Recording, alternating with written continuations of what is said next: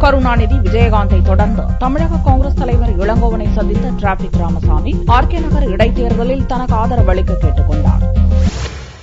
June 27ஆம் தேதி நடக்கும் Chennai RK நகர் இடைத்தேர்தலில் அதிமுகவின் வேட்பாளராக முதல்வர் ஜெயலலிதா போட்டியிடுகிறார். இத்தேர்தலை பல்வேறு கட்சிகளும் புறக்கணிக்க முடிவு செய்துள்ளன. ஜெயலலிதாவை எதிர்த்து போட்டியிடப் போவதாக அறிவித்துள்ள சமூக ஆர்வலர் டிராபிக் ராமசாமி, தேர்தலில் போட்டியிடாத கட்சிகளிடம் தன்னை பொது வேட்பாளராக அறிவிக்க கோரி கட்சித் தலைவர்களை சந்தித்து வருகிறார். கருணாநிதி, விஜயகாந்தை தொடர்ந்து சனிக்கிழமை தமிழக காங்கிரஸ் தலைவர் EVKS இளங்கோவனை சத்தியமூர்த்தி பவனில் சந்தித்து பேசினார். பின்னர் செய்தியாளர்களிடம் பேசிய இளங்கோவன், ஆர்கே நகர் இடைத்தேர்தல் குறித்து கட்சி நிர்வாகிகளின் கருத்தை மேலிடத்திற்கு தெரிவித்து முடிவை அறிவிப்போம் என்றும், தனிமனித நியாயத்திற்கு போராடும் டிராபிக் ராமசாமியை போல அரசியல் தலைவர்கள் இருந்தால் பிரச்சனைகள் வராது என்றும் கூறினார்.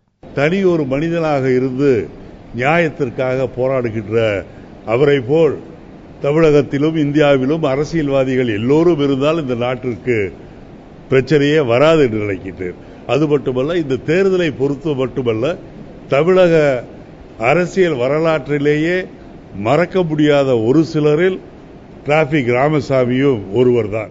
இளங்கோவனை தொடர்ந்து மேலும் சில தலைவர்களை சந்திக்க உள்ளதாக டிராபிக் ராமசாமி கூறியுள்ளார்.